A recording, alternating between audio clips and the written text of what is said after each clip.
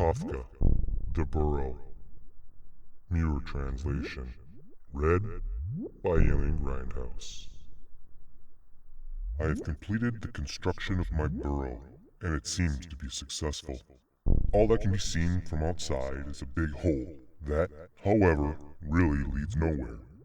If you take a few steps, you strike against natural firm rock. I can make no boast of having contrived this ruse intentionally. It is simply the remains of one of my many abortive building attempts. But finally it seemed to me advisable to leave this one hole without filling it in. True, some ruses are so subtle that they defeat themselves. I know that better than anyone. And it is certainly a risk to draw attention by this hole to the fact that there may be something in the vicinity worth inquiring into. But you do not know me if you think I'm afraid, or that I built my burrow simply out of fear. At a distance of some 1,000 paces from this hole lies, covered by a movable layer of moss, the real entrance to the burrow. It is secured, as safely as anything in this world can be secured.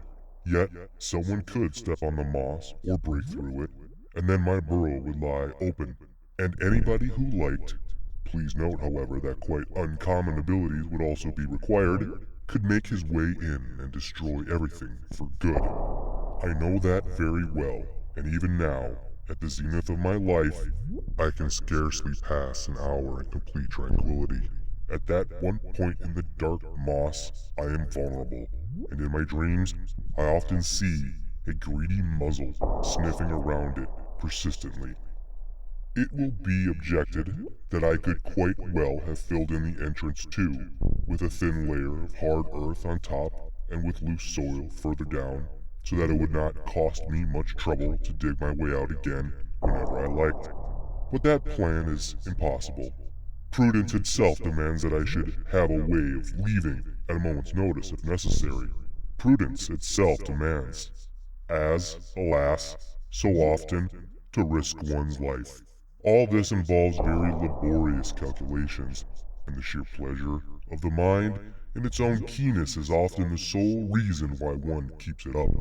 I must have a way of leaving at a moment's notice, for, despite all my vigilance, may I not be attacked from some quite unexpected quarter? I live in peace in the inmost chamber of my house, and meanwhile the enemy may be burrowing his way slowly and stealthily straight toward me. I do not say that he has a better scent than I. Probably he knows a little about me, as I of him. But there are insatiable robbers who burrow blindly through the ground, and to whom the very size of my house gives the hope of hitting, by chance, on some of its far-flung passages. I certainly have the advantage of being in my own house, and knowing all the passages and how they run. A robber may very easily become my victim, and a succulent one too. But I am growing old, and I am not as strong as many others, and my enemies are countless. It could well happen that in flying from one enemy, I might run into the jaws of another. Anything might happen.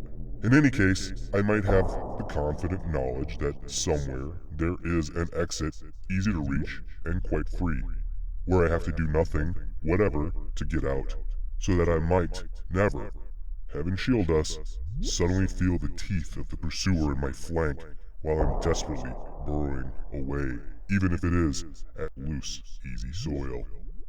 And it is not only by external enemies that I am threatened. There are also enemies in the bowels of the earth.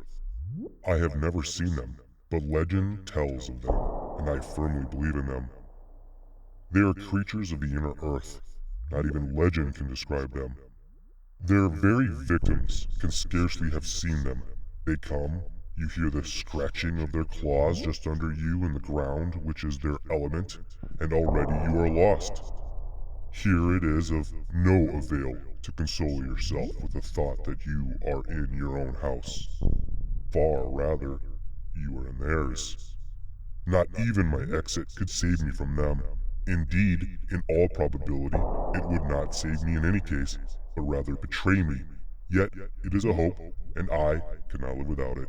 Apart from this main exit, I am also connected with the outer world by quite narrow, tolerable, safe passages which provide me with good fresh air to breathe. They are the work of the field mice. I have made judicious use of them, transforming them into an organic part of my burrow. They also give me the possibility of scenting things from afar, and thus serve as a protection. All sorts of small fry, too, come running through them, and I devour these. So I can have a certain amount of subterranean hunting sufficient for a modest way of life without leaving my burrow at all, and that is naturally a great advantage. But the most beautiful thing about my burrow is the stillness. Of course, that is deceptive. At any moment it may be shattered, and then all will be over. For the time being, however, the silence is still with me. For hours I can stroll through my passages and hear nothing except the rustling of some little creature which I immediately reduce to silence between my jaws, or the pattering of soil which draws my attention to the needed repair. Otherwise, all is still. The fragrance of the woods floats in. The place feels both warm and cool. Sometimes I lie down and roll about in the passage with pure joy. When autumn sets in, to possess a burrow like mine and a roof over your head is a great good fortune for anyone getting on in years. Every 100 yards I have widened the passage into little round cells. There I can curl myself up in comfort and lie warm. There I sleep the sweet sleep of tranquility, of satisfied desire, of achieved ambition, for I possess a house. I do not know whether it is a habit that still persists from former days, or whether the perils even of this house of mine are great enough to awaken me, but invariably, every now and then, I start up out of a profound sleep and listen into the stillness which reigns here unchanged day and night, smile contentedly, and then sink with loosened limbs into the still, profounder sleep. Poor homeless wanderers in their roads and woods, creeping for warmth into the heap of leaves, or a herd of their comrades, delivered to all the perils of heaven and earth. I lie here in a room, secured on every side. There are more than 50 such rooms in my burrow, and pass as much of my time as I choose between dozing and unconscious sleep. Not quite in the center of the burrow, carefully chosen to serve as a refuge in case of extreme danger from siege if not from immediate pursuit, lies the chief cell. While all the rest of the burrow is the outcome rather of intense intellectual than of physical labor, this castle keep was fashioned by the most arduous labor of my whole body. Several times, in the despair brought on by physical exhaustion, I was on the point of giving up the whole business, flung myself down panting and cursed the burrow, dragged myself out, and left the place lying open to all the world. I could afford to do that, for I had no longer any wish to return to it, until at last, after 4 hours or days, back I went, repentantly, and when I saw that the burrow was unharmed, I could almost have raised a hymn of thanksgiving, and in sincere gladness of heart started on the work anew. My labors on the castle keep were also made harder, and unnecessarily so. Unnecessarily in that the burrow derived no real benefit from those labors, by the fact that just at the place where, according to my calculations, the castle keep should be, the soil was very loose and sandy and had literally to be hammered and pounded into a firm state to serve as a wall for the beautifully vaulted chamber. But for such tasks the only tool I possessed is my forehead. So I had to run with my forehead thousands and thousands of times, for whole days and nights against the ground, and I was glad when the blood came, for that was a proof that the walls were beginning to harden, and in that way, as everybody must admit, I richly paid for my castle keep. In the castle keep, I assemble my stores, everything over and above my daily wants that I capture inside the burrow, and everything I bring back with me from my hunting expeditions outside, I pile up here. The place is so spacious that food for half a year scarcely fills it. Consequently, I can divide up my stores, walk about among them, play with them, enjoy their plenty and their various smells, and reckon up exactly how much they represent. That done, I can always arrange accordingly and make my calculations and hunting plans for the future, taking into account the season of the year. There are times when I am so well provided for that in my indifference to food, I never even touch the smaller fry that scuttle about my burrow, which, however, is probably imprudent of me. My constant preoccupation with defensive measures involves a frequent alteration or modification, though within narrow limits, of my views on how the building can best be organized for that end. Then it sometimes seems risky to make the castle keep the basis of defense.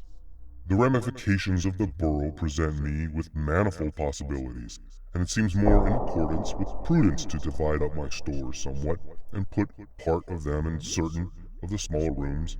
Thereupon I mark off every third room, let us say, as a reserve storeroom, or every fourth room as a main, and every second as an auxiliary storeroom, and so forth. Or I ignore certain passages altogether and store no food in them, so as to throw any enemy off the scent. Or I choose quite at random a very few rooms according to their distance from the main exit. Each of these new plans involves, of course, heavy work. I have to make my calculations and then carry my stores to the new place. I have to make my calculations and then carry my stores to their new places. True, I can do that at my leisure and without any hurry, and it is not at all unpleasant to carry such good food in your jaws, to lie down and rest whenever you like, and to nibble on an occasional tasty tidbit. But it is not so pleasant when, as sometimes happens, you suddenly fancy, starting up from your sleep, that the persistent distribution of your stores is completely and totally wrong, might lead to great dangers, and must be set right at once, no matter how tired or sleepy you may be. Then I rush, then I fly, then I have no time for calculations, and although I was about to execute a perfectly new, perfectly exact plan, I now seize whatever my teeth hit upon and drag it or carry it away, sighing, groaning, stumbling, and even the most haphazard change in the present situation, which seems so terribly dangerous, could satisfy me. Until, little by little, full wakefulness sobers me, and I can hardly understand my panic haste, breathe in deeply the tranquility of my house, which I myself have disturbed, return to my resting place, fall asleep at once in a new one exhaustion, and on awakening find hanging from my jaws, say, a rat, as indubitable proof of night labors which already seem almost unreal. Then again, there are times when the storing of all my food in one place seems the best plan of all. Of what use to me could my stores in the smaller rooms be? How much could I store there in any case? And whatever I put there would block the passage and be a greater hindrance than help to me if I were pursued and had to fly. Besides, it is stupid, but true, that one's self-conceit suffers if one cannot see all of one's stores together, and so at one glance know how much one possesses. And in dividing up my food in those various ways, might not a great deal get lost? I can't always be scurrying through all my passages and cross-passages so as to make sure that everything is in order. The idea of dividing up my stores is of course a good one, but only if one had several rooms similar to my castle keep. Several such rooms, indeed, and who is to build them? In any case, they could not be worked into the general plan of my burrow at this late stage, but I will admit that that is a fault in my burrow. It is always a fault to have only one piece of anything. And I confess too that during the whole time I was constructing the burrow, a vague idea that I should have more such cells stirred in my mind. Vaguely, yet clearly enough, if I had only welcomed it. I did not yield to it. I felt too feeble for the enormous labor it would involve. More, I felt too feeble even to admit to myself the necessity for that labor, and comforted myself, as best I could, with the vague hope that a building which, in any other case, would clearly be inadequate, would in my own unique, exceptional, favored case suffice. Presumably, because Providence was interested in the preservation of my forehead, that unique instrument. So, I have only one castle keep, but my dark premonitions that one would not suffice have faded. However that may be, I must content myself with the one big chamber. The smaller ones are simply no substitute for it, and so when this conviction has grown on me, I begin once more to haul all my stores back from them to the castle keep. For some time afterwards, I find a certain comfort in having all the passages and rooms free, in seeing my stores grow in the castle keep, and emitting their variegated and mingled smells, each of which delights me in its own fashion, and every one of which I can distinguish even at a distance as far as the very remotest passages.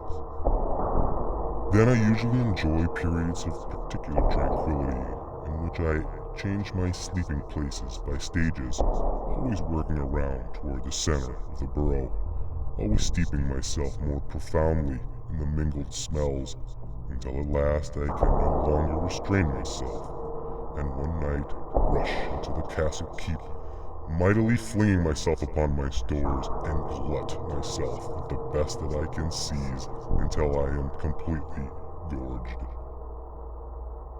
Happy, but dangerous hours. Anyone who knew how to exploit them could destroy me with ease and without any risk. Here, too, the absence of a second or third large storeroom works to my detriment, for it is the single huge accumulated mass of food that seduces me. I try to guard myself in various ways against this danger. The distribution of my stores in the smaller rooms is really one of those expedients, but unfortunately, like other such expedients, it leads through renunciation to still greater greed, which, overruling my intelligence, makes me arbitrarily alter my plans of defense to suit its ends.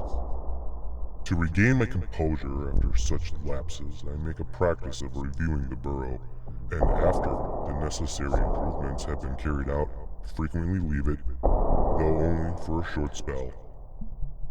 Even at such moments, the hardships of being without it for a long time seems too punitive to me, yet I recognize clearly the need for occasional short excursions. It is always with a certain solemnity that I approach the exit again. During my spells of home life, I avoid it, steer clear even of the outer windings of the corridor that leads to it. Besides, it is no easy job to wander about out there, for I have contrived there a whole little maze of passages. It was there that I began my burrow, at a time when I had no hope of ever completing it according to my plans. I began, half in play, at the corner, and so my first joy and labor found riotous satisfaction there, in a labyrinthine burrow which at the time seemed to me the crown of all burrows, but which I judge today, perhaps, with more justice, to be too much of an idle tour de force, not really worthy of the rest of the burrow, and though perhaps theoretically brilliant, here is my main entrance. I said in those days, ironically addressing my invisible enemies, and seeing them already caught and stifled in the outer labyrinth, is in reality a flimsy piece of jugglery that would hardly withstand a serious attack or the struggles of an enemy fighting for his life. Should I reconstruct this part of my burrow? I keep on postponing the decision, and the labyrinth will probably remain as it is. Apart from the sheer hard work that I should have to face, the task would also be the most dangerous imaginable. When I began the burrow, I could work away at it in comparative peace of mind. The risk wasn't much greater than any other risk, but to attempt that today would be to draw the whole world's attention and gratuitously to my burrow. Today the whole thing is impossible. I am almost glad of that, for I still have a certain sentiment about this first achievement of mine. And if a serious attack were attempted, what pattern of entrance at all would be likely to save me? An entrance can deceive, can lead astray, can give the attacker no end of worry, and the present one too can do that at a pinch. But a really serious attack has to be met by an instantaneous mobilization of all the resources in the burrow and all the forces of my body and soul. That is self-evident. So this entrance can very well remain where it is. The burrow has so many unavoidable defects imposed by natural causes that it can surely stand this one defect for which I am responsible, and which I recognize as a defect, even if only after the event. In spite of that, however, I do not deny that this fault worries me from time to time, indeed always. If, on my customary rounds, I avoid this part of the burrow, the fundamental reason is that the sight of it is painful to me, because I don't want to be perpetually reminded of a defect in my house, even if that defect is only too disturbingly present in my mind. Let it continue to exist ineradicably at the entrance. I can at least refuse to look at it as long as that is possible. If I merely walk in that direction of the entrance, even though I may be separated from it by several passages and rooms, I find myself sensing an atmosphere of great danger, actually as if my hair were growing thin and in a moment might fly off and leave me bare and shivering, exposed to the howls of my enemies. Yes, mere thought of the door itself, the end of the domestic protection, brings such feelings with it. Yet, it is the labyrinth leading up to it that torments me most of all. Sometimes I dream that I have reconstructed it, transformed it completely, quickly, in night, with a giant's strength, nobody having noticed, and now it is impregnable. The nights in which such dreams come to me are the sweetest I know. Tears of joy and deliverance still glisten on my beard when I awaken. So I must thread the tormenting complications of this labyrinth, physically as well as mentally whenever I go out. And I am both exacerbated and touched when, as sometimes happens, I lose myself for a moment in my own maze. And the work of my hands seemed to be still doing its best to prove its sufficiency to me, its maker, whose final judgment has long since been passed on it. But then, I find myself beneath the mossy covering, which has been left untouched for so long. For I stayed for long spells in my house that has grown fast to the soil around it, and now only a little push with my head is needed, and I am in the upper world. For a long time I do not dare to make that little movement, and if it were not that, I would have to traverse the labyrinth once more. I would certainly leave the matter for the time being and turn back again. Just think, your house is protected and self-sufficient. You live in peace, warm, well-nourished, master, sole master of all your manifold passages and rooms, and all this you are prepared, not to give up of course, but to risk it, so to speak. You nurse the confident hope, certainly, that you will regain it. Yet, is it not a dangerous, a far too dangerous state that you are playing for? Can there be any reasonable grounds for such a step? No. For such acts as these, there can be no reasonable grounds. But all the same, I then cautiously raise the trapdoor and slip outside, let it softly fall back again, and fly as fast as I can from the treacherous spot. Yet I am not really free.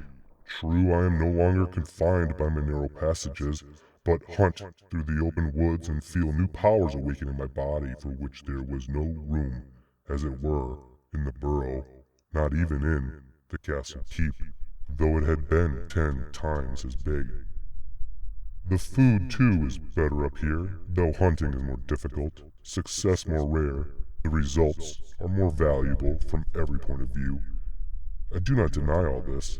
I appreciate it and take advantage of it at least as fully as anyone else, and probably more fully, for I do not hunt like a vagrant, out of mere idleness or desperation, but calmly and methodically. Also, I am not permanently doomed to this free life, for I know that my term is measured, that I do not have to hunt here forever, and that, whenever I am weary of this life and wish to leave it, someone, whose invitation I shall not be able to withstand, will, so to speak, summon me to him, so I can pass my time here quite without care and in complete enjoyment, or rather I could, and yet I cannot. My burrow takes up too much of my thoughts.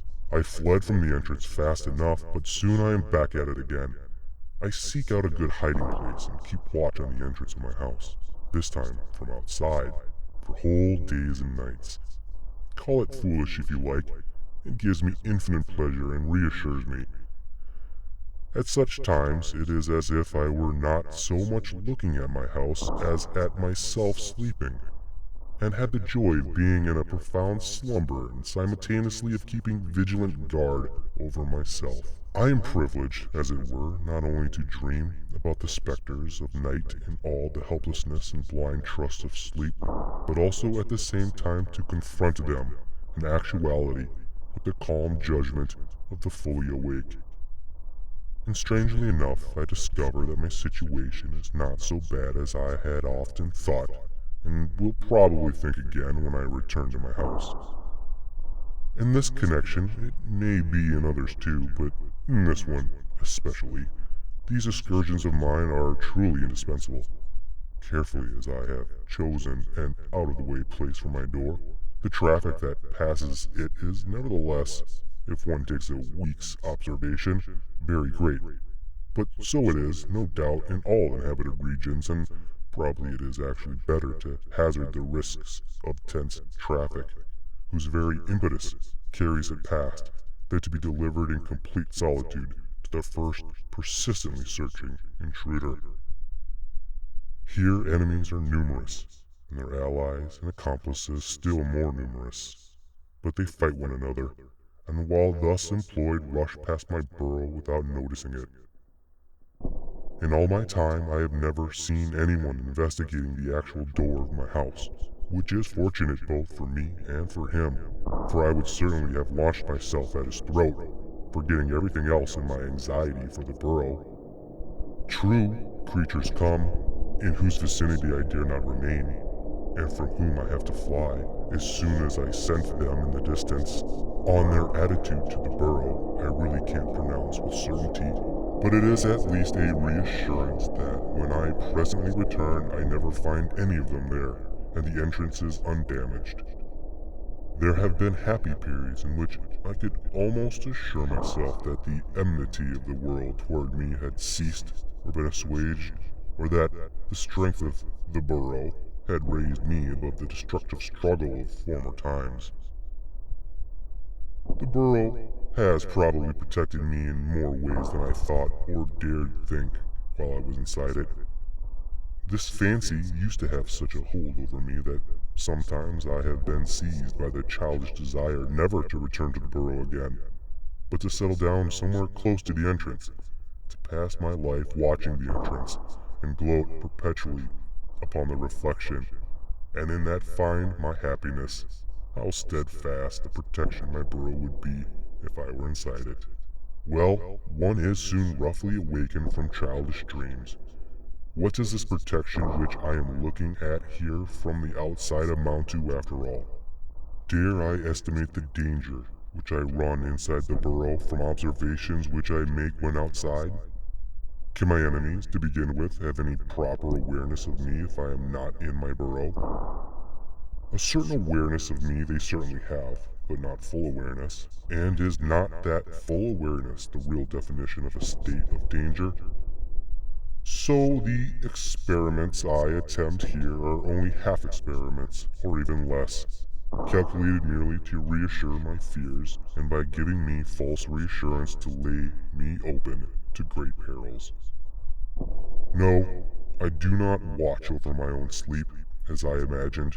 Rather, it is I who sleep, while the destroyer watches.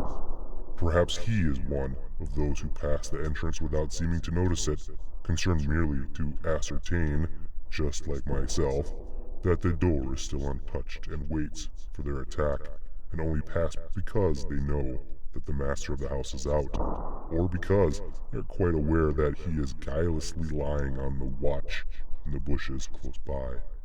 And I leave my post of observation, and I find I've had enough of this outside life. I feel that there is nothing more I can learn here, either now or at any time. And I long to say at last goodbye to everything up here, to go down into my burrow, never to return again. Let things take their course, and not try to retard them with my profitless vigils. But spoiled by seeing for such a long time everything that happened around the entrance, I find great difficulty in summoning the resolution to carry out the actual descent, which might easily draw anyone's attention, and without knowing what is happening behind my back and behind the door after it is fastened. I take advantage of stormy nights to get over the necessary preliminaries and quickly bundle up in my spoil. That seems to have come off, but whether it has really come off will only be known when I myself had made the descent. It will be known, but not by me, or by me, but too late. So I give up the attempt and do not make the descent. I dig an experimental burrow, naturally at a good distance from the real entrance, a burrow just as long as myself, and seal it also with the coverings of moss. I creep into my hole, close it after me, wait patiently, keep vigil for long or short spells, and at various hours of the day, then fling up the moss, issue from my hole, and summarize my observations. These are extremely heterogeneous and both good and bad, but I have never been able to discover a universal principle or an infallible method of descent. In consequence of all this, I have not yet summoned the resolution to make my actual descent, and I am thrown into despair at the necessity of doing it soon. I almost screw myself to the point of deciding to immigrate to distant parts and take on my old comfortless life again, which had no security whatever, but was one indiscriminate succession of perils, yet in consequence prevented one from perceiving and fearing particular perils, as I am constantly reminded by comparing my secure burrow with ordinary life. Certainly such a decision would be an errant piece of folly, produced simply by living too long in senseless freedom. The burrow is still mine. I have only to take a single step, and I am safe. And I tear myself free from all doubts, and by broad daylight rush to the door, quite resolved to raise it now, but I cannot. I rush past it and fling myself into a thorn bush deliberately as a punishment for some sin I do not know of. Then, at the last moment, I was forced to admit to myself that I was right after all, and that it was really impossible to go down into the burrow without exposing the thing I love best, for a little while at least, to all my enemies, on the ground, in the trees, in the air. And the danger is by no means a fanciful one, but very real. It need not be any particular enemy that is provoked to pursue me. It may very well be some chance, innocent little creature, some disgusting little beast which follows me out of curiosity, and thus, without knowing it, becomes the leader of all the world against me. Nor need it be even that. It may be, and that would be just as bad, indeed in some respects worse, it may be someone of my own kind, a connoisseur, a prizer of burrows, a hermit, a lover of peace, but all the same a filthy scoundrel who wishes to be housed where he has not built. If he were actually to arrive now, if in his obscene lust he were to discover the entrance and set about working at it, lifting the moss, if he were actually to succeed, if he were actually to wriggle his way in my steed until only his hind quarter still showed, if all this were actually to happen so that at last, casting all prudence to the winds, I might, in my blind rage, leap on him, maul him, tear the flesh from his bones, destroy him, drink his blood, and fling his corpse among the rest of my spoil. But above all, that is the main thing. We're at last back in my burrow once more. I would have it in my heart to greet the labyrinth itself with rapture. But first, I would draw the moss coverings over me, and I would want to rest, it seems to me, for all the remainder of my life. But nobody comes, and I am left to my own resources, perpetually obsessed by the sheer difficulty of the attempt. I lose much of my timidity. I no longer attempt even to appear to avoid the entrance, but make a hobby of prowling around it. By now, it is almost as if I were the enemy spying out a suitable opportunity for successfully breaking in. If I only had someone I could trust to keep watch at my post of observation, then of course I could descend in perfect peace of mind. I would make an agreement with this trusty confederate of mine that he would keep a careful note of the state of things during my descent and for quite a long time afterwards. And if he saw any sign of danger, knock on the moss covering, and if he saw nothing, do nothing. With that, a clean sweep would be made of all my fears, no residue would be left, or at most my confidant. For would he not demand some counter-service from me? Would he not at least want to see the burrow? That in itself, to let anyone freely into our burrow, would be exquisitely painful to me. I built it for myself, not for visitors, and I think I would refuse to admit him. Not even though he alone made it possible for me to get into the burrow would I let him in, but simply could not admit him, for either I must let him go in first by himself, which is simply unimaginable, or we must both descend at the same time, in which case the advantage I am supposed to derive from him, that of being kept watch over, would be lost. And what trust can I really put in him? Can I trust one whom I have had under my eyes just as fully when I can't see him, and the moss coverings separate us? It is comparatively easy to trust anyone if you are supervising him, or at least can supervise him. Perhaps it is possible even to trust someone at a distance. But completely to trust someone outside the burrow, when you are inside the burrow, that is, in a different world, that is, it seems to me, is impossible.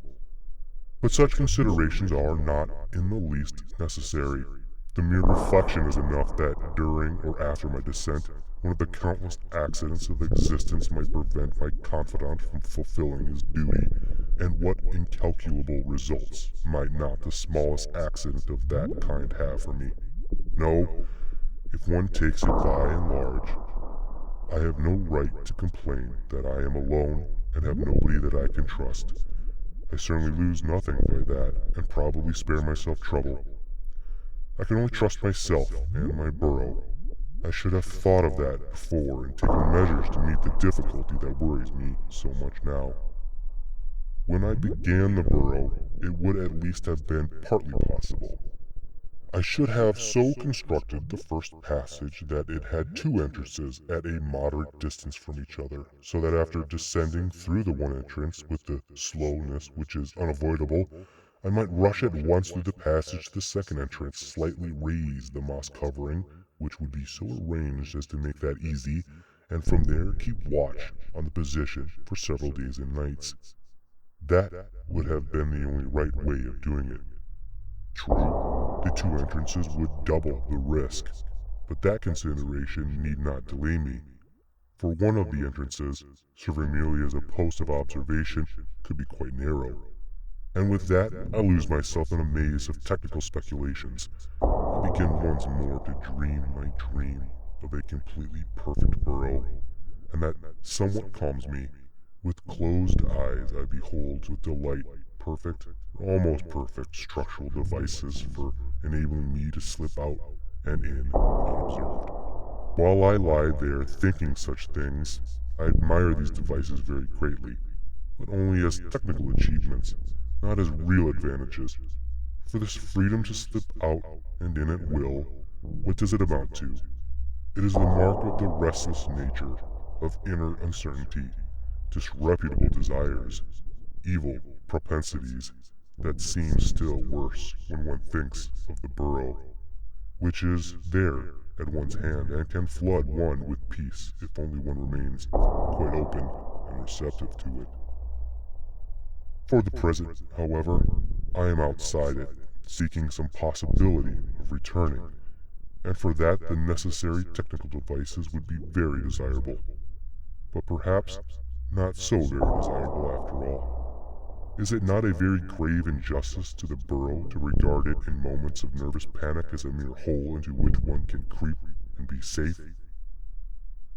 Certainly it is a hole, among other things, and a safe one, or should be, and when I picture myself in the midst of danger, then I insist, with clenched teeth and all my will, that the burrow should be nothing but a hole set apart to save me, and that it should fulfill that clearly defined function with the greatest possible efficiency, and I am ready to absolve it from every other duty.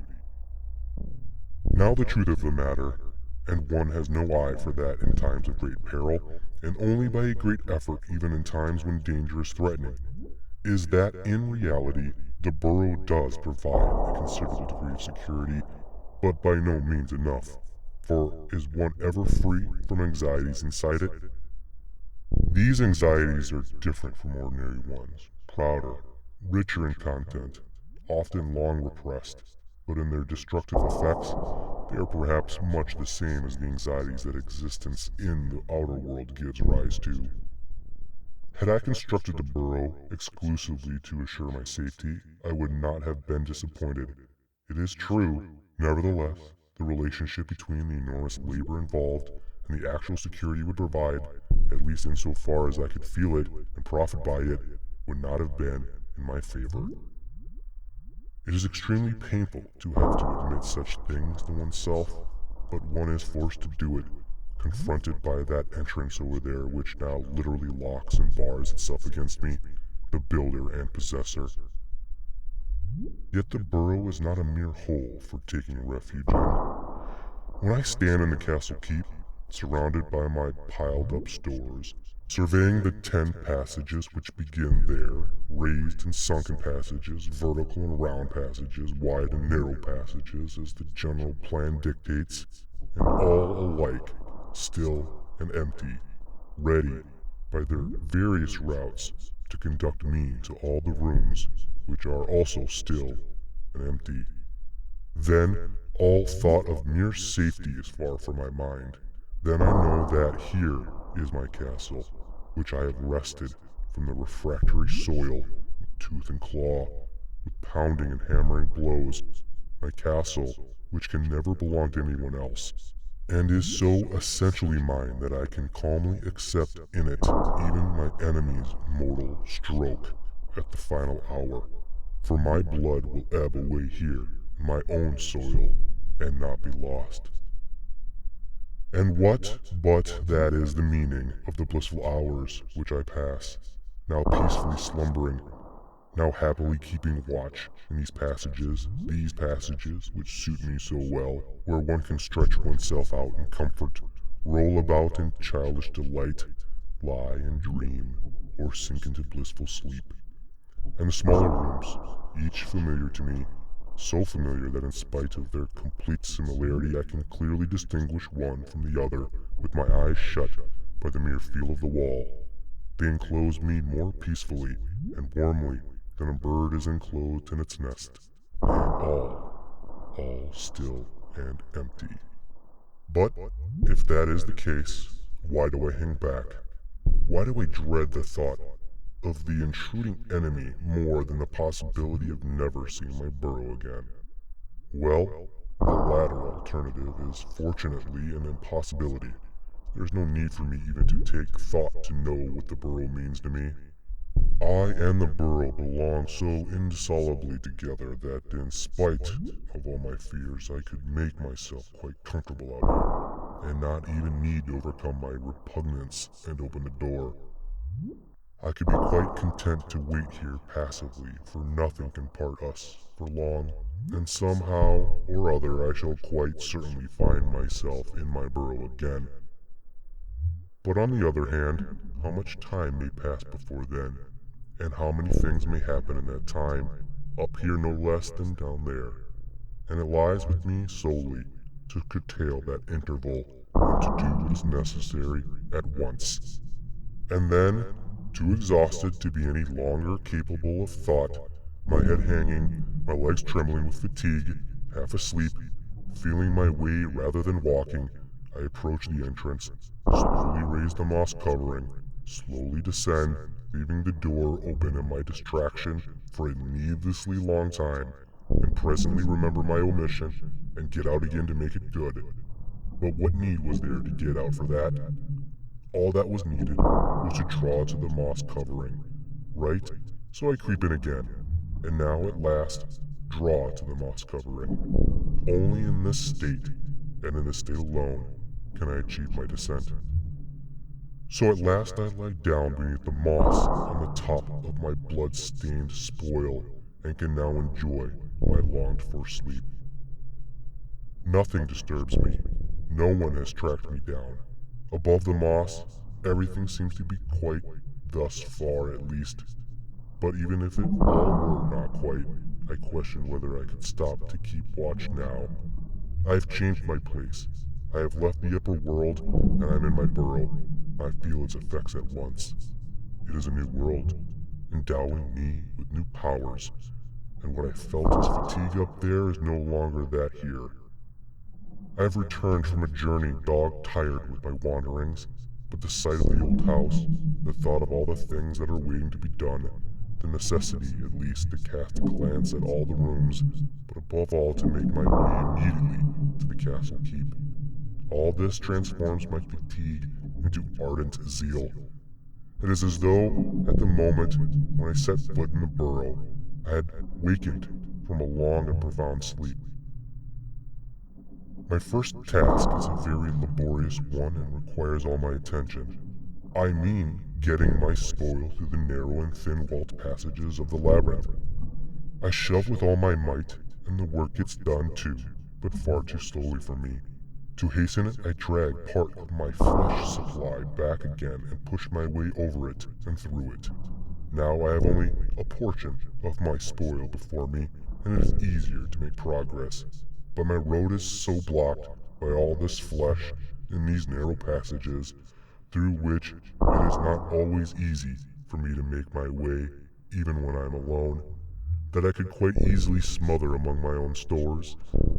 Sometimes I can only rescue myself from the pressure by eating and drinking a clear space for myself. But the work of transport is successful. I finish it in quite a reasonable time. The labyrinth is behind me.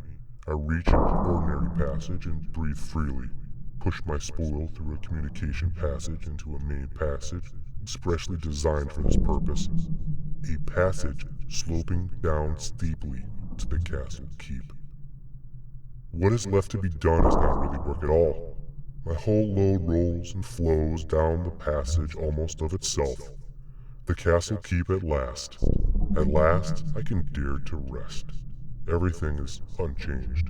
No great mishap seems to have occurred.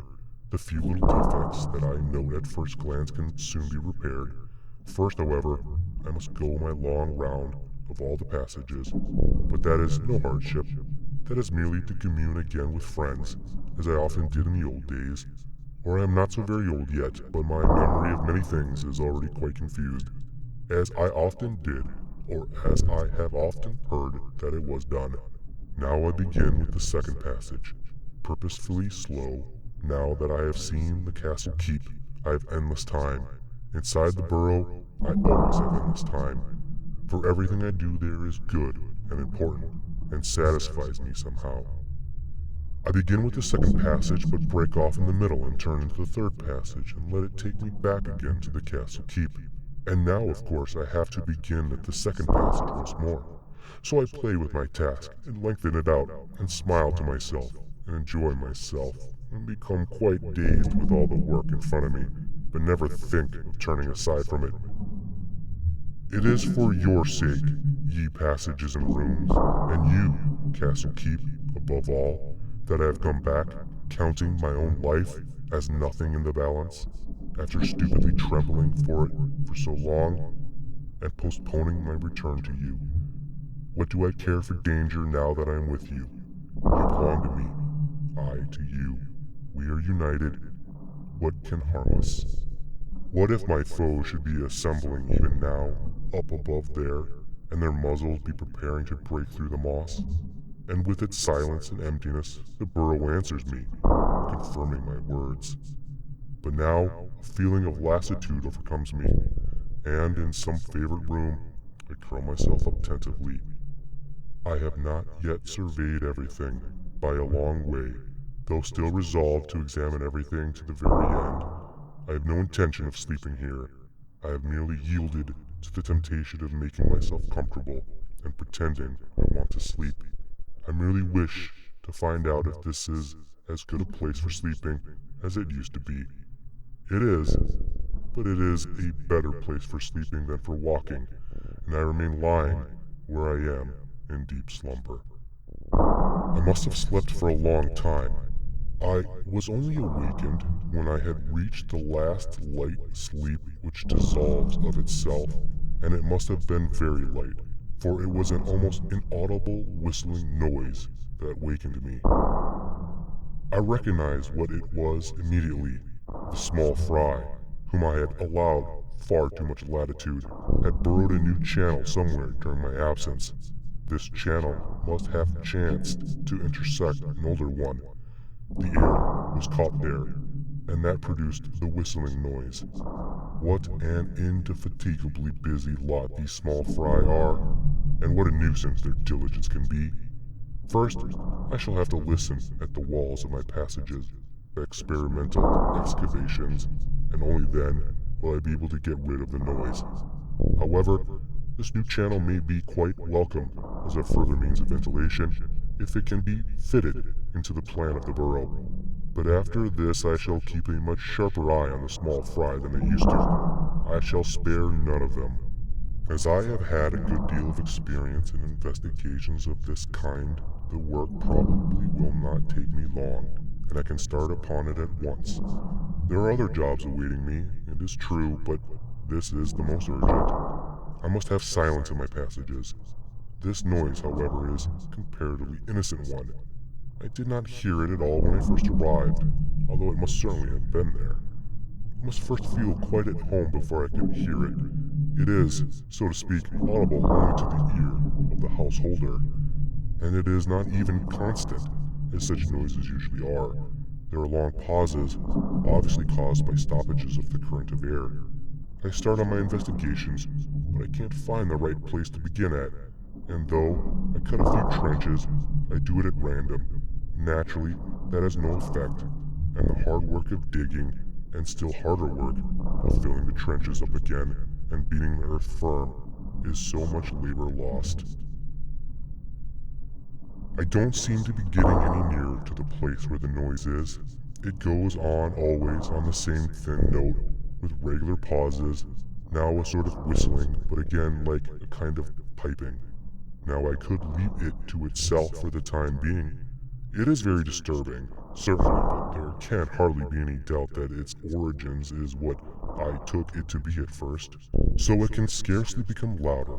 On the contrary, such noises may quite well, though until now I have never had to wait so long for that to happen, may quite well vanish of themselves in the course of time through the continued labors of these little burrowers. And apart from that, often chance itself puts one on the track of the disturbances, where systematic investigation has failed for a long time. In such ways I comfort myself, and resolve simply to continue my tour of the passages, and visit the rooms, many of which I have not even seen yet since my return, and enjoy myself contemplating the castle keep now and then, between times. But my anxiety will not let me. I must go on with my search. These little creatures take up much, far too much time, that could be better employed. In such cases, as the present, it is usually the technical problem that attracts me. For example, from the noise, which my ear can distinguish in all its finest shades, so that it has a perfectly clear outline to me, I deduce its cause, and now I am on fire to discover whether my conclusion is valid. And with good reason, for as long as that is not established, I cannot feel safe, even if it were merely a matter of discovering where a grain of sand that had fallen from one of the walls had rolled to. And a noise such as this is by no means a trifling matter, regarding from that angle. But whether trifling or important, I can find nothing, no matter how hard I search, or it may be that I find too much. This had to happen just in my favorite room, I think to myself, and walk a fair distance away from it. Almost halfway along the passage leading to the next room, I do this more as a joke, pretending to myself that my favorite room is not alone to blame, but that there are disturbances elsewhere as well, and with a smile on my face, I begin to listen. But soon I stop smiling, for, right enough, the whistling meets me here too. It is really nothing to worry about. Sometimes I think that nobody but myself would hear it. It is true, I hear it now more and more distinctly, for my ear has grown keener through practice, though in reality it is exactly the same noise wherever I may hear it, as I have convinced myself by comparing my impressions. Nor is it growing louder. I recognize this when I listen in the middle of the passage instead of pressing my ear against the wall. Then it is only with an effort, indeed with great intentness, that I can more guess at than hear the merest trace of a noise now and then. But it is this very uniformity of the noise everywhere that disturbs me most, for it cannot be made to agree with my original assumption. Had I rightly divined the cause of the noise, then it must have issued with greatest force from some given place, which it would be my task to discover, and after that have grown fainter and fainter. But if my hypothesis does not meet the case, what can the explanation be? There still remains the possibility that there are two noises, that up to now I have been listening at a good distance from the two centers, and that while its noise increases when I draw near to one of them, the total result remains approximately the same for the ear in consequence of the lessening volume of sound from the other center. Already, I have almost fancied sometimes, when I have listened carefully, that I could distinguish, if very indistinctly, differences of tone which support this new assumption. In any case, I must extend my sphere of investigation much further than I have done. Accordingly, I descend the passage to Castle Keep and begin to listen there. Strange, the same noise there too. Now it is a noise produced by the burrowing of some species of small fry who have infamously exploited my absence. In any case, they have no intention of doing me harm. They are simply busied with their own work, and so long as no obstacle comes in their way, they will keep on in the direction they've taken. I know all this, yet that they should have dared to approach the very Castle Keep itself is incomprehensible to me. I know all this, yet that they should have dared to approach the very Castle Keep itself is incomprehensible to me, and fills me with agitation, and confuses the faculties which I need so urgently for the work before me. Here I have no wish to discover whether it is the unusual depth at which the Castle Keep lies, or its great extent and correspondingly powerful air suction, calculated to scare burrowing creatures away, or the mere fact that it is the Castle Keep, that by some channel or other has penetrated to their dull minds. In any case, I have never noticed any sign of burrowing in the walls of the Castle Keep until now. Crowds of little beasts have come here, it is true, attracted by the powerful smells.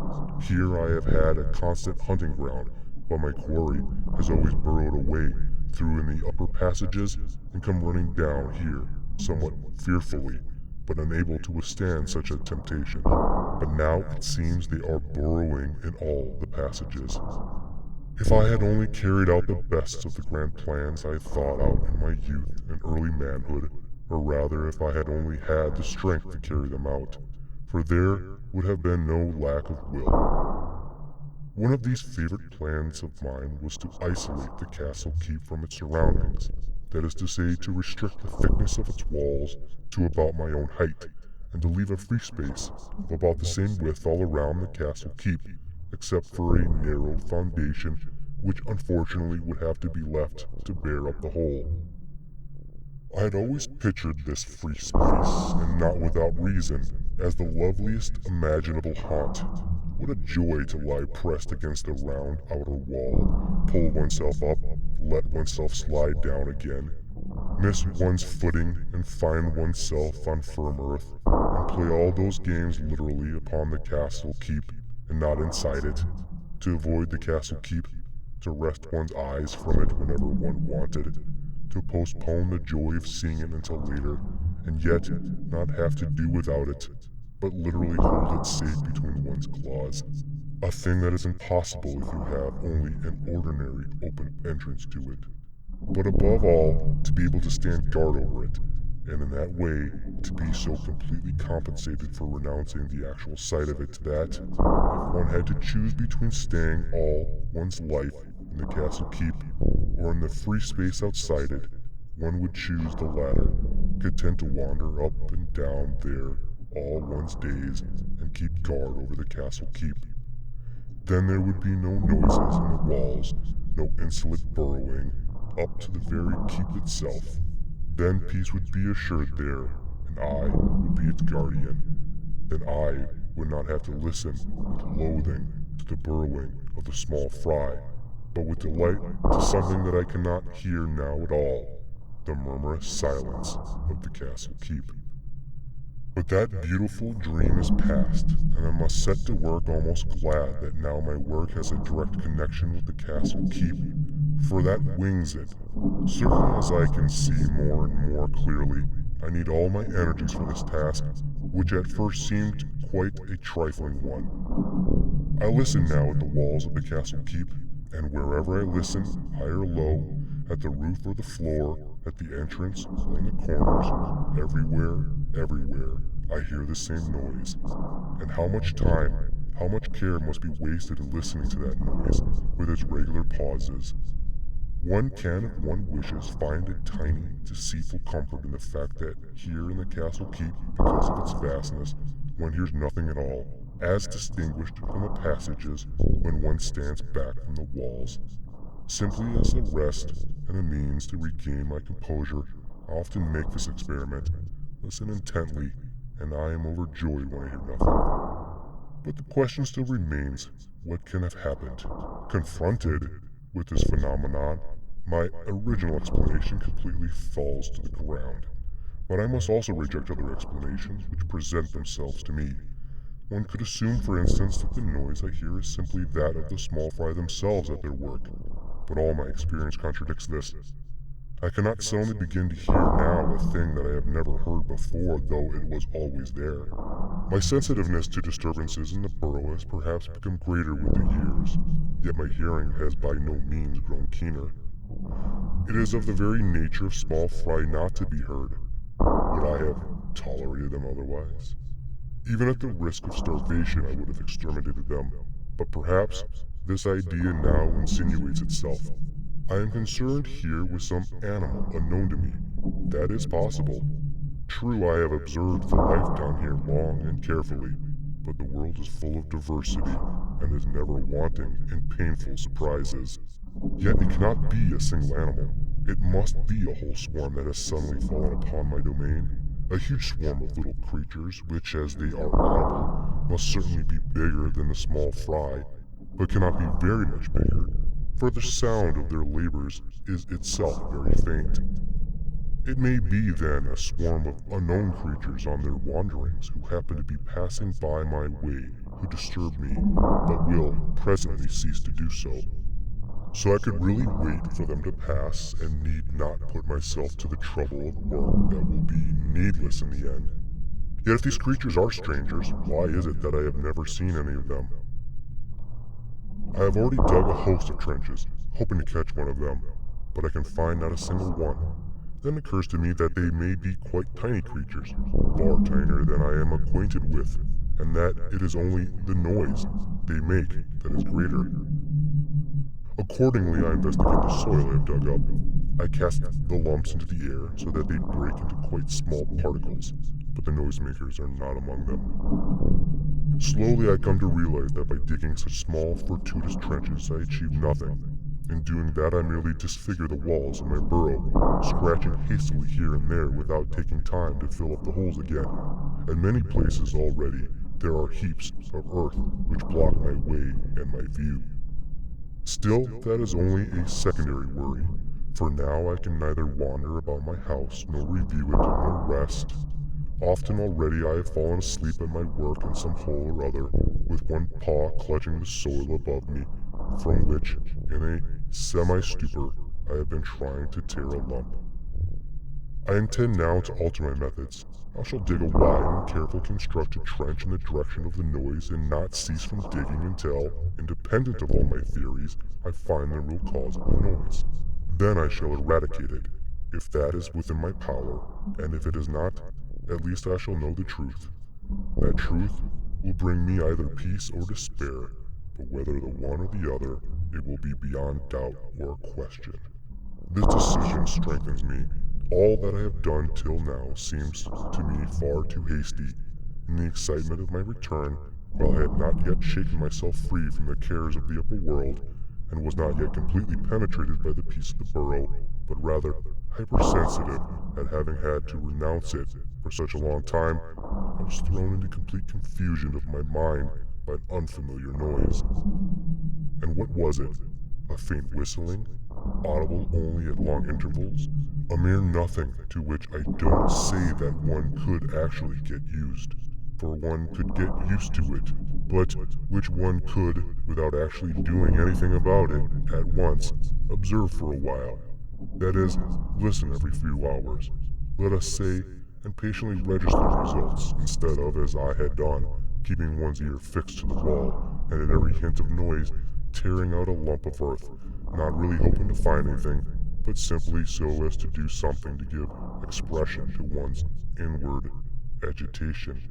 And then, with furious-shut eyes, I have to admit to myself that I hope nothing of the kind, for I am still trembling with agitation, just as I was hours ago. And if my reason did not restrain me, I would probably like nothing better than to start stubbornly and defiantly digging, simply for the sake of digging, at some place or other, whether I heard anything there or not, almost like the small fry, who burrow, either without any object at all or simply because they eat the soil. My new and reasonable plan both tempts me and leaves me cold. There is nothing in it to object to. I at least know of no objection. It is bound, so far as I can see, to achieve my aim. And yet, at bottom, I do not believe in it. I believe in it so little that I do not even fear the terrors which its success may well bring. I do not believe even in the dreadful denouncement. Indeed, it seems to me that I have been thinking ever since the first appearance of the noise of such a methodological trench, and have not begun upon it until now simply because I put no trust in it. In spite of that, I shall of course start on the trench. I have no other alternative. But I shall not start at once. I shall postpone the task for a little while. If reason is to be reinstated on the throne, it must be completely reinstated. I shall not rush blindly into my task. In any case, I shall first repair the damage that I have done to the burrow with my wild digging. That will take a good long time, but it is necessary. If the new trench is really to reach its goal, it will probably be long, and if it should lead to nothing at all, it will be endless. In any case, this task means a longish absence from the burrow, though an absence by no means so painful as an absence in the upper world, for I can interrupt my work whenever I like and pay a visit to my house. And even if I should not do that, the air of the castle keep will be wafted to me and surround me while I work. Nevertheless, it means leaving the burrow and surrendering myself to uncertain fate, and consequently, I want to leave the burrow in good order behind me. It shall not be said that I, who am fighting for its peace, have myself destroyed that peace without reinstating it at once.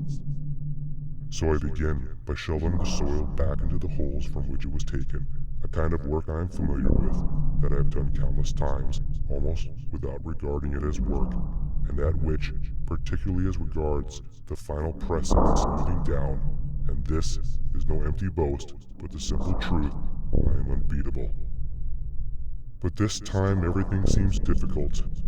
I am too distracted.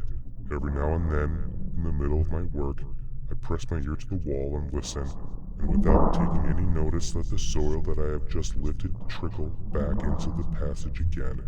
The final embellishments, which demanded stricter attention, I can hardly achieve at all.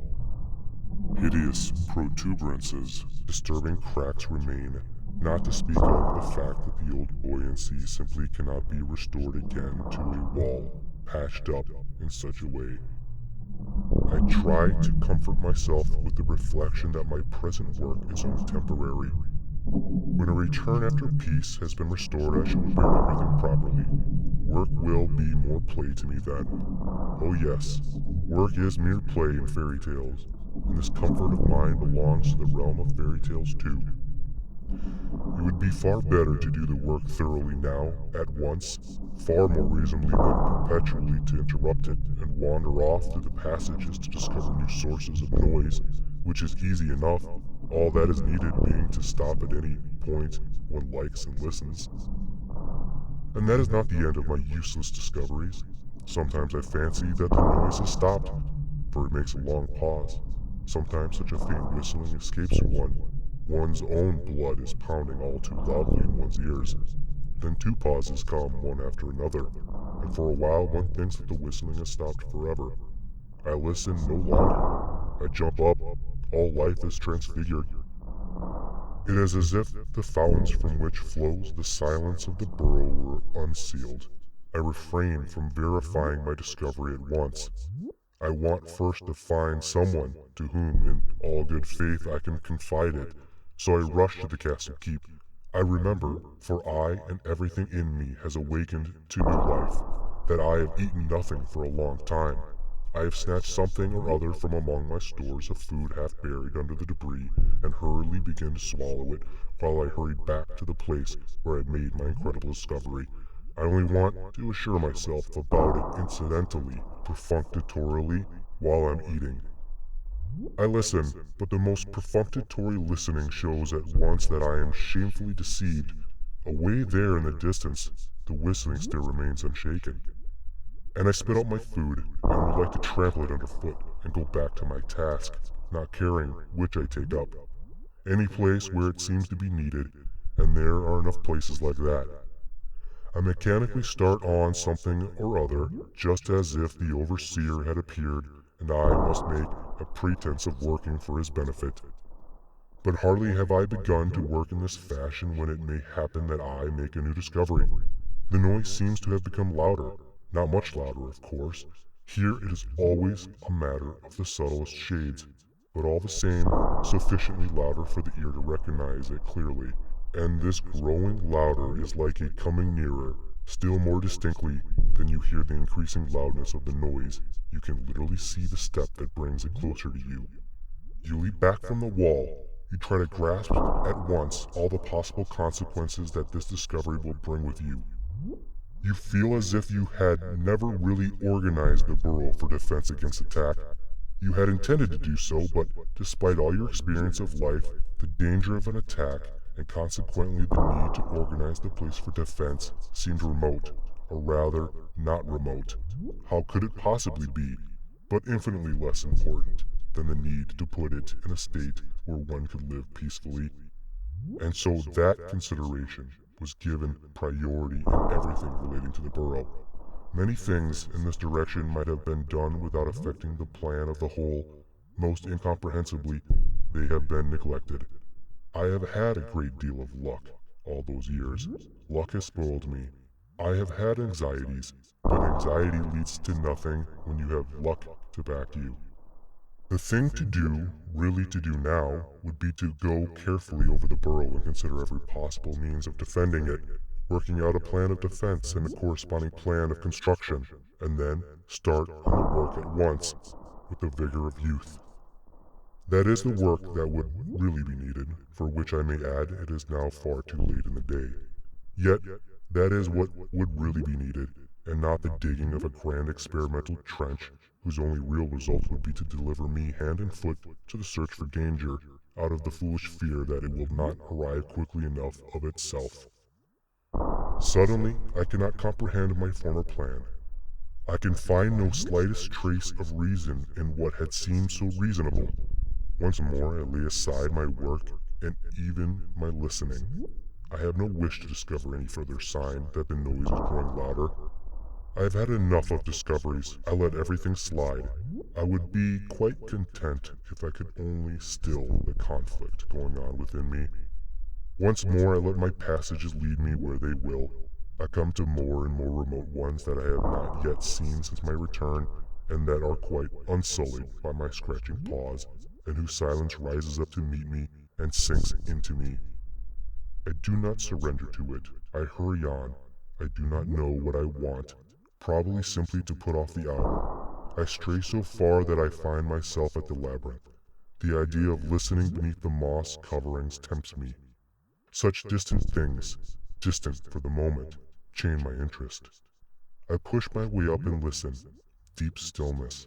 How lovely it is here. Outside there, nobody troubles about my burrow. Everybody has his own affairs, which have no connection with me. How have I managed to achieve this? Here, under the moss coverings, is perhaps the only place in my burrow now where I can listen for hours and hear nothing. A complete reversal of things in the burrow. What was once the place of danger has become a place of tranquility, while the castle keep has been plunged into the melee of the world and all its perils. Still worse, even here, there is no peace in reality.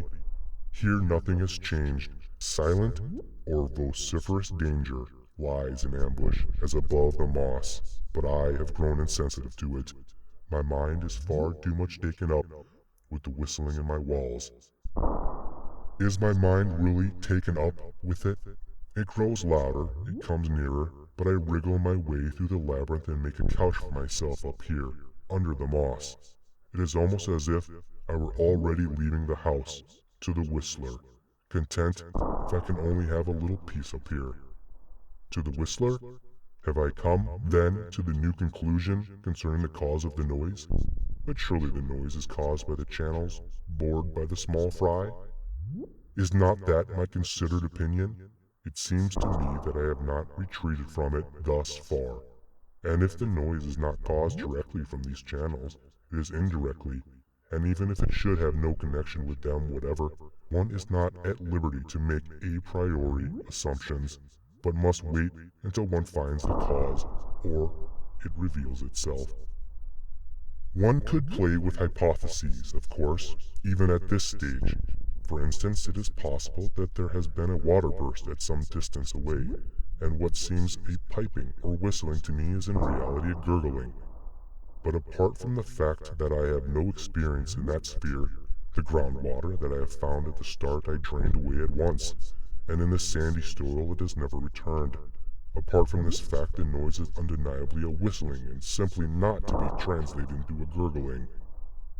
But what avail all exhortations to be calm? My imagination will not rest. I have actually come to believe it is useless to deny it to myself that the whistling is made by some beast. Moreover, not by a great many small ones, but by a single big one. Many signs contradict this. The noise can be heard everywhere and always at the same strength, and moreover, uniformly, both by day and night.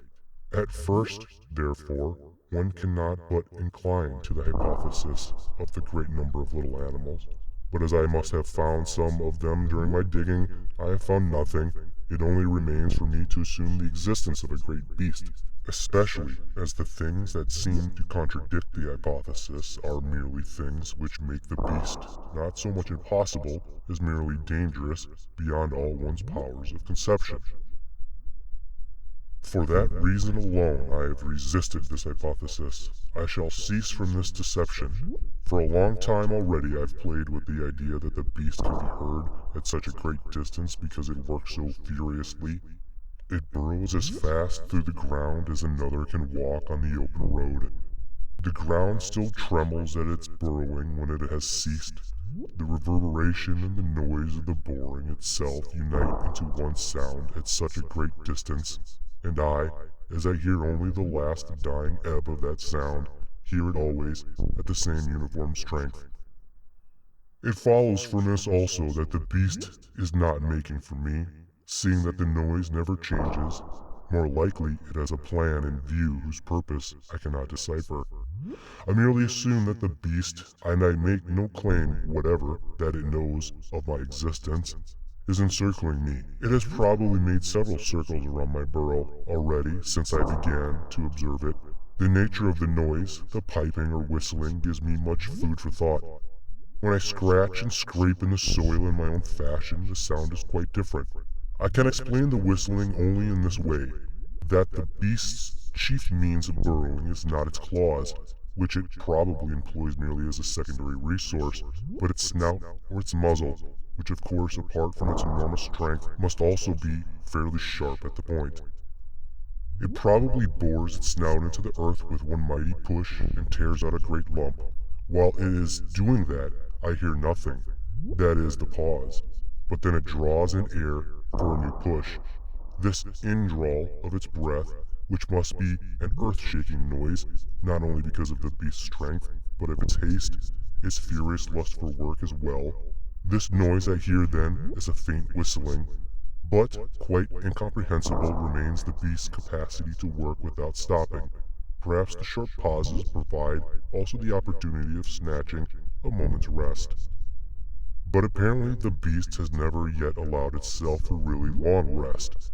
Day and night it goes on burrowing, always with the same freshness and vigor, always thinking of its object, which must be achieved with the utmost expedition, and which it has the ability to achieve with ease. Now I cannot have foreseen such an opponent, but apart altogether from the beast's peculiar characteristics, what is happening now is only something which I should really have feared all the time, something against which I should have been constantly prepared.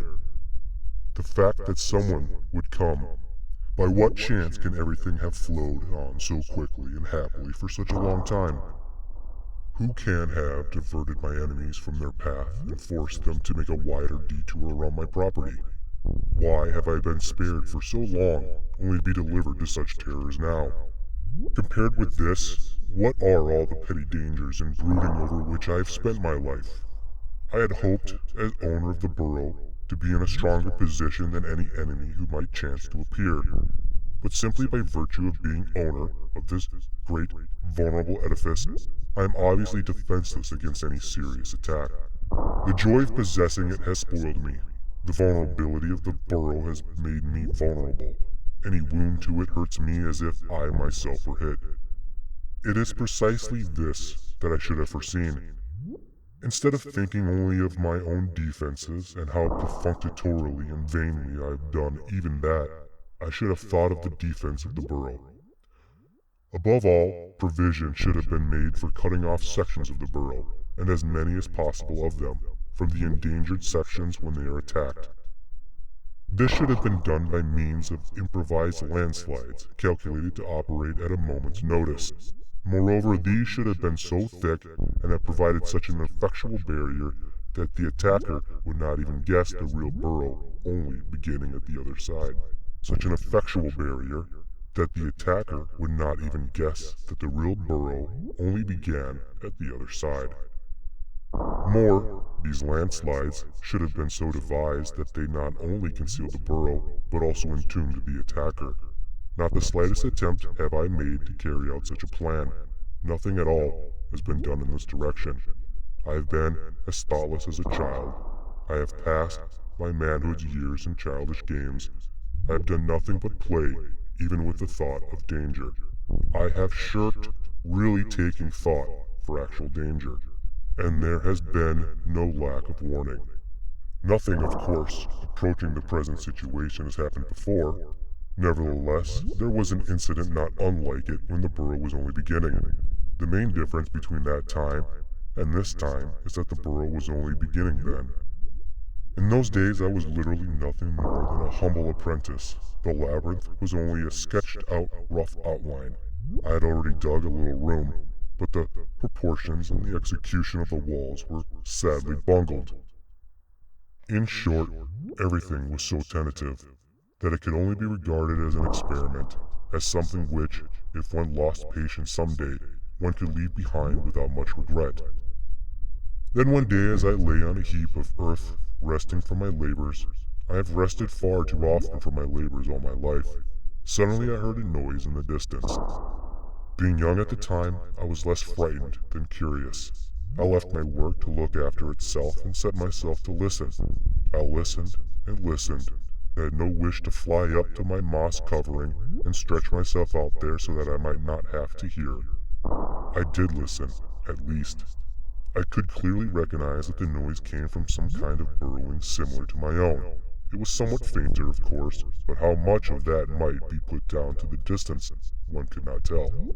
I was intensely interested, but otherwise calm and cool. Perhaps I am in somebody else's burrow, I thought to myself, and now the owner is boring his way toward me.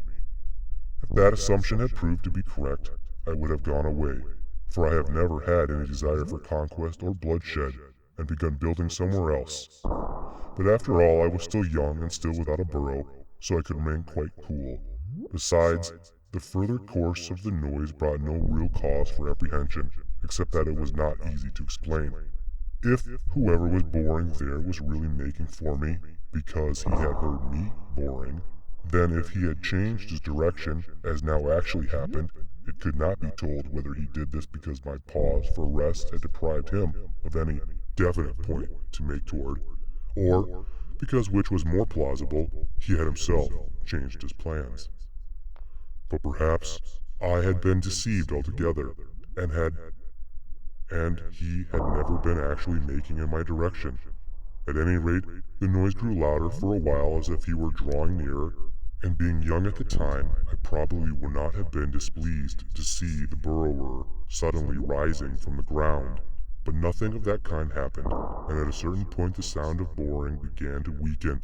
It grew fainter and fainter, as if the burrower were gradually diverging from his first route, and suddenly it broke off altogether, as if he had decided now to take the diametrically opposite direction and were making straight away from me, into the distance. For a long time, I still went on listening for him in the silence, before I returned once more to my work. Now that warning was definite enough, but I soon forgot it, and it scarcely influenced my building plans. Between that day and this lie my years of maturity. But is it not as if there were no interval at all between them? I still take long rests from my labors and listen at the wall, and the burrower has changed his intention anew. He has turned back. He is returning from his journey, thinking he has given me ample time in the interval to prepare for his reception. But on my side everything is worse prepared for than it was then. The great burrow stands defenseless, and I am no longer a young apprentice, but an old architect, and the powers I still have fail me when the decisive hour comes. Yet, old as I am, it seems to me that I would gladly be still older, so old that I should never be able to rise again from my resting place under the moss. For to be honest, I cannot endure the place. I rise up and rush as if I had filled myself up there with new anxieties instead of peace. Down into the house again. What was the state of things the last time I was here? Had the whistling grown fainter? No, it had grown louder. I listened at 10 places chosen at random, and clearly noticed the deception. The whistling is just the same as ever. Nothing has altered. Over there are no changes. There, one is calm and not worried about time. But here, every instant frets and gnaws at the listener. I go once more the long road to the castle keep. All my surroundings seem filled with agitation, seem to be looking at me, and then looking away again, so as not to disturb me, yet cannot refrain the very next moment from trying to read the saving solution from my impression. Yet cannot refrain the very next moment from trying to read the saving solution from my expression. I shake my head.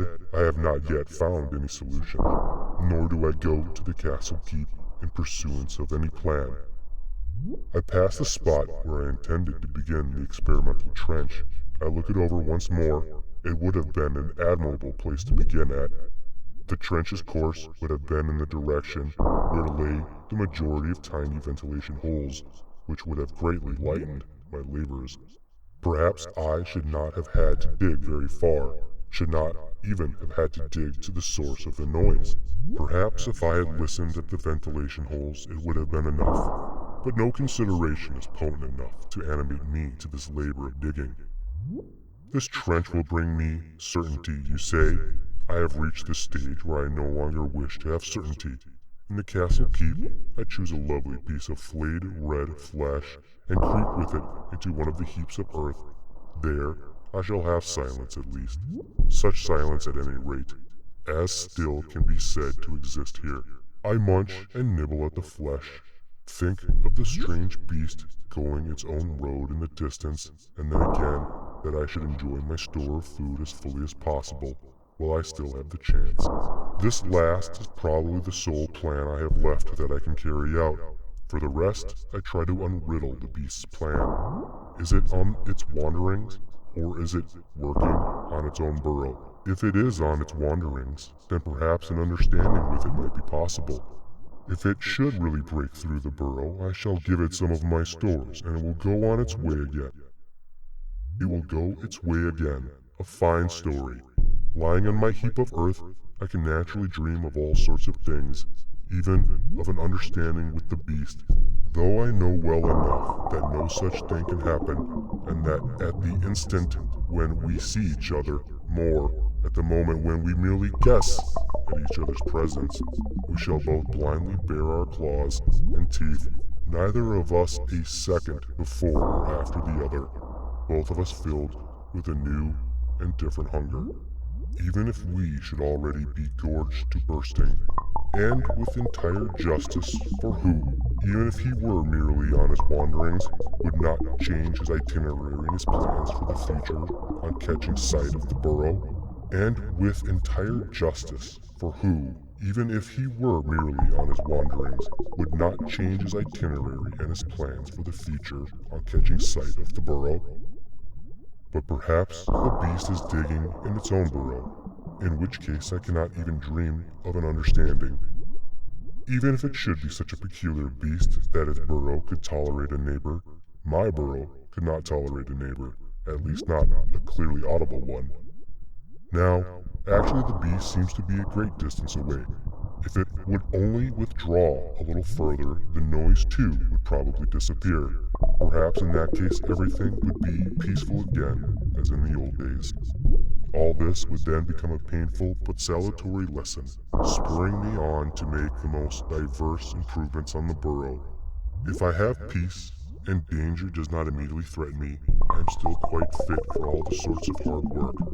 Perhaps, considering the enormous possibilities which its powers of work open before it, the beast has given up on the idea of extending its burrow into my direction, and is compensating itself for that in some other one.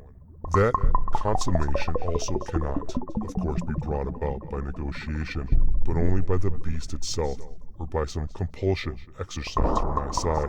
In both cases, the decisive factor will be whether the beast knows about me, and if so, what it knows. The more I reflect upon it, the more improbable does it seem to me that the beast has even heard me.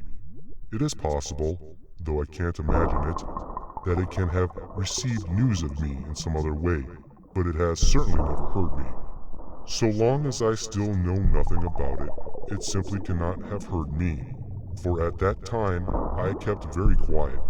Nothing could be more quiet than my return to the burrow. Afterwards, when I dug the experimental trenches, perhaps it could have heard me, though my style of digging makes very little noise.